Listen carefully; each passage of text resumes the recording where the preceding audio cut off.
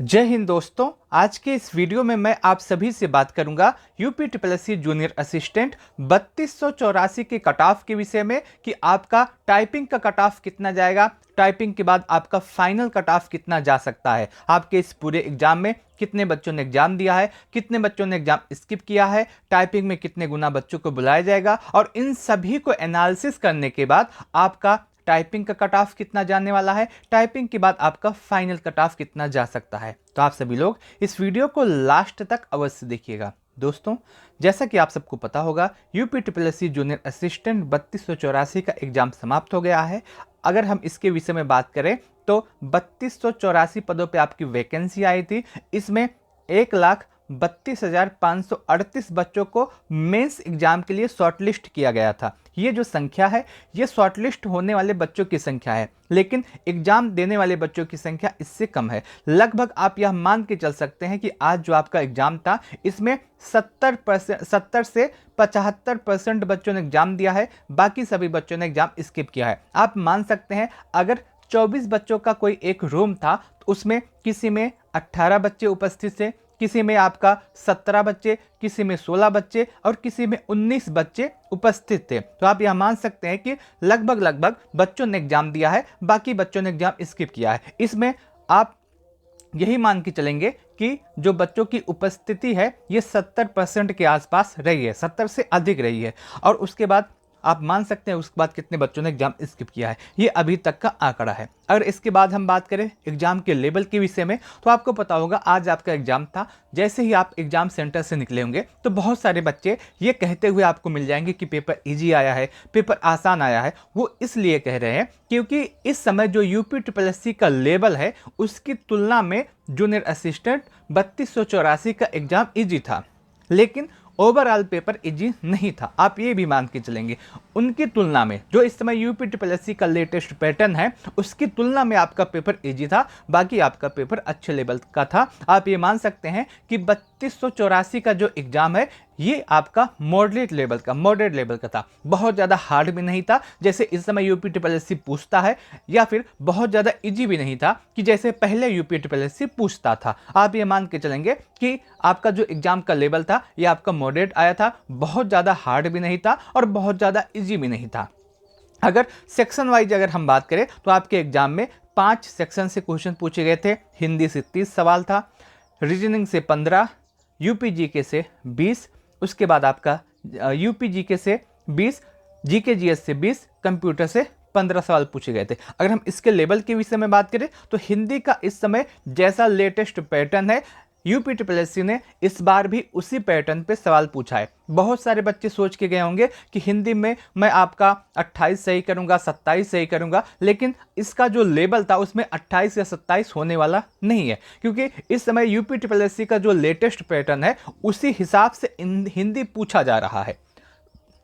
हिंदी का जो लेवल है आप ये मॉडरेट टू हार्ड मान के चल सकते हैं, और यदि हिंदी में आपने 22 से 24 के आसपास सही किया तो आपका अच्छा स्कोर है, आपका अटेम्प्ट सही है। उसके साथ साथ अगर हम इसमें देखें तो हिंदी में जो 30 सवाल पूछे गए थे इसमें 15 तो इजी थे, 8 मॉडरेट लेवल के थे और 7 आपका टफ सवाल पूछा गया था। इसके बाद रीजनिंग की बात करें तो आप मान सकते हैं रीजनिंग आपका इजी टू मॉडरेट आया था, और इसमें 15 सवाल में से 6 सवाल इजी थे, 5 सवाल आपका मॉडरेट था और 4 सवाल आपका टफ था। रीजनिंग में यदि आपका 12 से 13 सही हो रहा है तो आपका अच्छा स्कोर माना जाएगा। जीके जीएस की बात करें तो जीके जीएस से 20 सवाल आए थे, इसमें आपका 5 सवाल इजी था, 7 सवाल आपका मॉडरेट था और 8 सवाल आपका टफ पूछा गया था। जीके जीएस में यदि आपका 20 में से 9 से 10 के आसपास स्कोर बन रहा है तो आपका अच्छा स्कोर बन रहा है। कंप्यूटर की बात करें तो कंप्यूटर में 15 सवाल पूछे गए थे, और कंप्यूटर का जो लेवल है इस समय यूपी ट्रिपल एससी के द्वारा जो पूछा जा रहा था उसकी तुलना में थोड़ा सा आप मान सकते हैं कि इजी आया है। इस समय जो आप एग्जाम दिए होंगे 1224 स्टेनो का, उसी लेवल का आपका कंप्यूटर और यूपी स्पेशल पूछा गया था, सेम उसी लेवल का। जो आपका 1224 स्टेनो का एग्जाम था सेम उसी लेवल का पूछा गया था। अगर हम कंप्यूटर की बात करें तो आप मान सकते हैं कि मॉडरेट टू टफ यहाँ पे पूछा गया था। कंप्यूटर में 15 में से यदि आपका 8 से 9 सही हो रहा है तो आपका अच्छा स्कोर माना जाएगा, आपका अच्छा अटेम्प्ट माना जाएगा। और इसमें भी अगर हम देखें तो जो कंप्यूटर आया था इसमें 3 से 4 सवाल आपके इजी आए थे, 6 से 7 सवाल आपके मॉडरेट लेवल के आए थे और 5 से 6 सवाल आपके एग्जाम में हार्ड लेवल के आए थे। यूपी जीके की बात करें तो यूपी जीके से 20 सवाल पूछे गए हैं और इसमें 20 सवाल में से यदि आपका 10 से 12 या 14 के आसपास सही है तो आपका बहुत अच्छा स्कोर है, आपको कोई भी दिक्कत नहीं होने वाली है। यूपी जीके में 4 से 5 सवाल आपका इजी पूछा गया था, 6 सवाल के आसपास लगभग टफ था, बाकी आपके जो एग्जाम में सवाल पूछे गए थे वो आपका हार्ड सवाल पूछे गए थे। यही आपका पूरे एग्जाम का लेवल है। यदि आप एग्जाम दिए होंगे तो आप मेरी इस बात से सहमत अवश्य करेंगे। ठीक है, अब आगे बात करते हैं। बहुत सारे बच्चों को यह भी कंफ्यूजन होगा कि टाइपिंग होगा तो टाइपिंग में कितने गुना बच्चों को बुलाया जाता है, और इसमें सच पूछे तो अभी तक जितनी भी टाइपिंग हुई है उसमें हर एग्जाम में हर टाइपिंग में अलग अलग बच्चों को बुलाया गया है। जैसे आप एग्जाम्पल के लिए आप देख सकते हैं, इससे सबसे लेटेस्ट में जो आपका टाइपिंग हुआ है ये आपका 5512 का टाइपिंग हुआ है, और 5512 में सबसे ज़्यादा 16.82 गुना बच्चों को टाइपिंग के लिए बुलाया गया था। यानी कि 5512 पदों पे आपकी वैकेंसी आई थी और इसके सापेक्ष 90,336 बच्चों को टाइपिंग के लिए बुलाया गया था। इससे पहले आपकी एक वैकेंसी आई थी 2013 में, जो कि 1262 पदों पे आपकी वैकेंसी थी और इसमें टाइपिंग के लिए 12 गुना बच्चों को बुलाया गया था। 15,174 बच्चों को टाइपिंग के लिए बुलाया गया था। इसके पहले एक वैकेंसी आई थी जूनियर असिस्टेंट 2019 में, जिसमें 1403 पदों पे आपकी वैकेंसी आई थी और इसमें अगर हम देखें तो टाइपिंग के लिए 10 गुना के आसपास बच्चों को बुलाया गया था। लगभग 13,954 बच्चों को टाइपिंग के लिए बुलाया गया था। आप यहाँ पे देख सकते हैं 5512 में 16 गुना बच्चों को, उससे पहले 2023 में 1262 की जो वैकेंसी आई थी उसमें 12 गुना बच्चों को, और उससे पहले 2019 में जो एक वैकेंसी आई थी 1403 की उसमें 10 गुना बच्चों को बुलाया गया था। तो हो सकता है कि आपका जो एग्जाम है जूनियर असिस्टेंट 3284, इसमें हो सकता है 10 भी बुलाएं, हो सकता है 12 भी बुलाएं, हो सकता है कि 15 भी बुलाएं। लेकिन अगर 10 गुना बच्चों को बुलाते हैं तो आप यह मान के चलेंगे कि अगर 10 गुना बच्चों को बुलाया जाता है आपके एग्जाम में तो 32,840 बच्चों को बुलाया जाएगा। अगर 12 गुना बच्चों को बुलाया जाता है तो उसमें आपका 39,408 बच्चों को बुलाया जाएगा, और अगर 15 गुना बच्चों को बुलाया जाता है तो आप यहाँ पे देख सकते हैं 49,260 बच्चों को बुलाया जाएगा। हम इन सभी के हिसाब से आप एक कॉमन कट ऑफ की बात करते हैं कि इस समय कितने भी बच्चों को बुलाया जाए उसमें आपका जो कट ऑफ है टाइपिंग के लिए कितना जा सकता है, आपका कितना स्कोर हो तो आपको टाइपिंग शुरू कर देना है। क्योंकि इसके बाद इस समय आप देख रहे हैं कि यूपी ट्रिपल बहुत ही ज़्यादा तेज काम कर रहा है, सभी एग्जाम करवा रहा है। जैसे बहुत सारे बच्चे उम्मीद नहीं किए थे 5512 का जो टाइपिंग हुआ था वो इतना जल्दी हो जाएगा, तो आपको टाइपिंग अभी से शुरू कर देना है। ऐसे में आपका स्कोर कितना हो, आपका नंबर कितना हो, तो आपको टाइपिंग शुरू कर देनी चाहिए। इस समय आप यह मान के चलेंगे आप एग्जाम दे करके आए हैं और इसमें यदि आपका स्कोर किसी भी कैटेगरी से है, चाहे आप जनरल हैं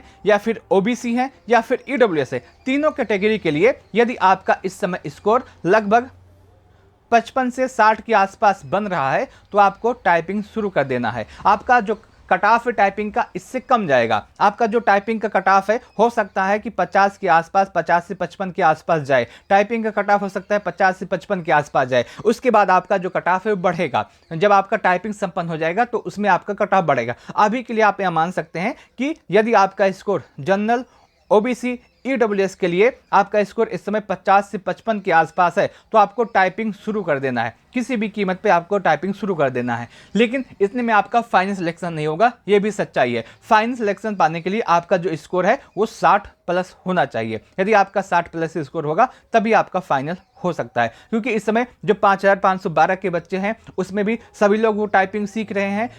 जिनका भी एग्जाम था सभी लोग टाइपिंग सीख रहे हैं, उसमें भी आपका भी एग्जाम है, आपको भी टाइपिंग सीखना होगा। ज़्यादातर बच्चे इस समय टाइपिंग सीख रहे हैं, तो इसलिए मैं आपसे कहना चाहता हूँ कि इसमें जो फाइनल कट ऑफ है वो 60 प्लस ही रहेगा। मैं आपको बाद में बताऊंगा कि फाइनल कट ऑफ कितना जाएगा। अभी के लिए जो टाइपिंग का कट ऑफ होगा, अभी के लिए जनरल, ओबीसी, ईडब्ल्यूएस में यदि आपका स्कोर 50 से 55 के आसपास है तो आप टाइपिंग के लिए शॉर्टलिस्ट होने वाले हैं, आपको कोई भी दिक्कत नहीं होगा। यदि आप एससी हैं तो आपका जो स्कोर 45 से 50 के आसपास, एसटी हैं तो 45 से 50 के आसपास होने वाला है। यदि आपका इतना स्कोर है तो आपको टाइपिंग की तैयारी अभी से शुरू कर देनी चाहिए। अब बात करते हैं फाइनल कट ऑफ की, कि टाइपिंग का कट ऑफ आपने बता दिया, इसमें आपका फाइनल कट ऑफ कितना जा सकता है, फाइनल आपका कितना हो। तो फाइनल आप यह मान के चलेंगे कि यदि आपका स्कोर 60 प्लस है तो आपका फाइनल होने के पूरे चांस बन रहे हैं अभी के हिसाब से। बाकी आप कमेंट में ज़रूर बताइएगा कि आपके अकॉर्डिंग,